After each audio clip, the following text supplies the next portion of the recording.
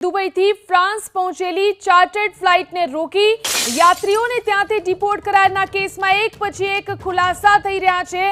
દુબઈથી chartered મારફતે અમેરિકામાં ગેરકાયદેસર ઘૂસણખોરીના કબૂતરબાજી કાંડમાં 6 થી વધુ એજન્ટોની ભૂમિકા સામે આવી છે।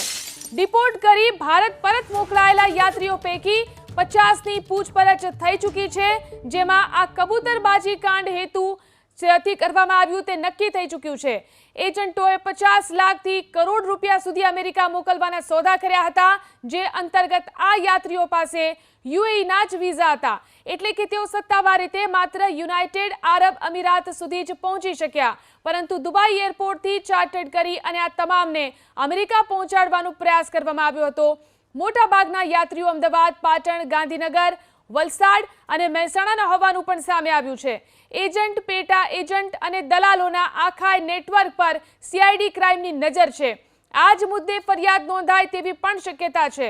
જોકે અગાઉ પણ જે કબૂતરબાજી કાંડ પકડાયા છે તેમાં કડીઓ એક પછી એક જોડવાનો પ્રયાસ થઈ રહ્યો છે। ડિપોર્ટ થયેલા યાત્રીઓ પૈકી મોટાભાગના અશિક્ષિત છે અને કેટલાક તો સગીર પણ છે।